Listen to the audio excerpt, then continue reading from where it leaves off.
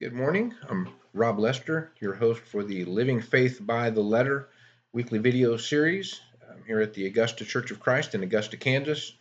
And we're going to take a letter from the alphabet today and try to stimulate our Bible study, our understanding of God's Word, and try to find a way to make our faith more practical and live it out in our life. The letter we're going to be considering today is the letter O. The letter O stands for Orthodox. Orthodox is a word that is kind of charged a little bit. Politically, it sort of frightens some people away. What does Orthodox mean? It's most generally connected with the Eastern Orthodox Church, the Greek Orthodox Church, the Russian Orthodox Church, and these religious groups are most often associated with that word. It's in their name. This religious group here, the present day influence is largely in Southern and Eastern Europe, is where you find most of the Orthodox churches. A lot of the former Soviet Union bloc countries have that influence, and this is a group that really began separating from the Catholic Church. About the 5th and 6th centuries, they were having some disagreements in doctrine over matters that we're discussing in the ecumenical councils, like the Council of Nicaea, and they were discussing and debating different aspects of Christianity, about the nature of Christ, the deity of Christ, the virgin birth, and some matters of practice. And there was just some division. The use of icons in worship was another big issue. And this eventually led to a full division, a schism, as it is called, about in the Middle Ages between the churches of Rome and Constantinople.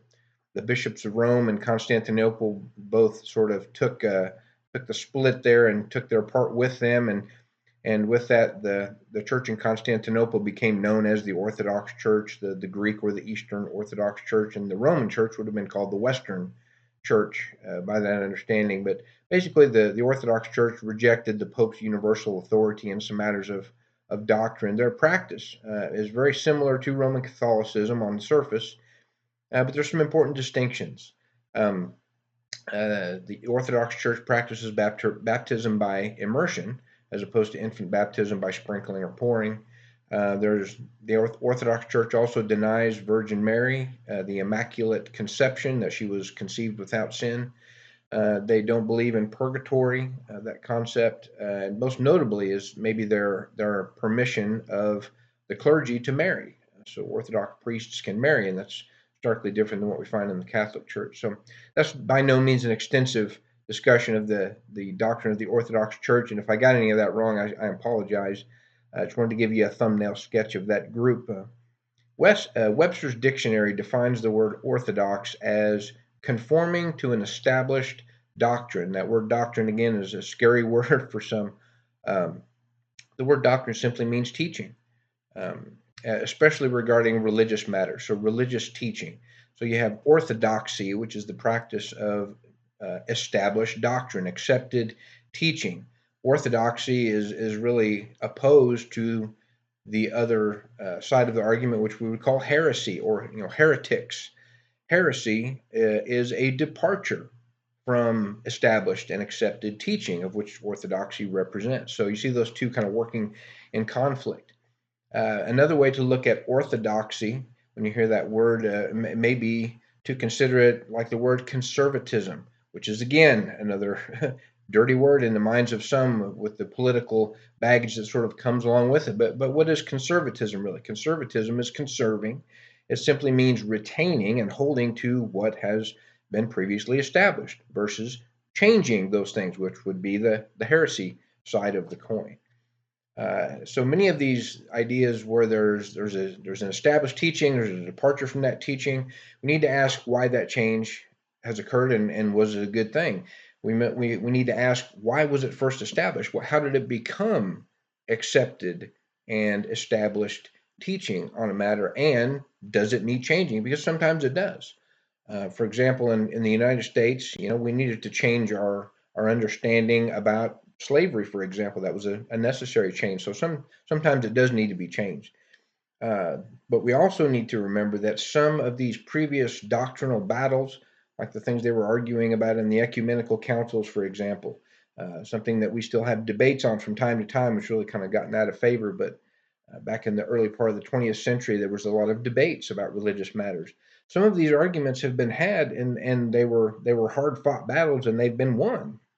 And there was a reason why the other argument, the weaker argument, was defeated.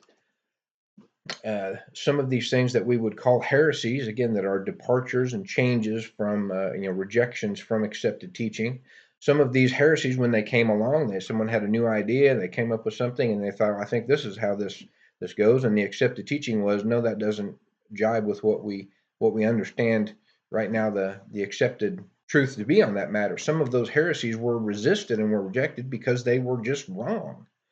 For example, Gnosticism, one of the things in the early ecumenical councils, Gnosticism is a pretty big umbrella, but one of the main points of it was a denial of the divinity of Christ. They would people who came along and said, I don't think Jesus uh, was a divine being. He was a created being, or maybe he was just all divine and he'd never actually had a physical body. He just appeared to have a physical body. Well, those kinds of doctrines are going to be utterly destructive to the foundation of Christianity. So those things were debated and they were rejected as heresy, as departures from the accepted truth. And it was rightly so. So when you hear that word orthodoxy, it's really no more of a dirty word than conservatism. Um, we think of conserving the planet. Is that not a good thing? We want to retain that and take care of it. Of course we do. So conserving good things is a good thing. There may need to be some changes, but we need to have the discussion.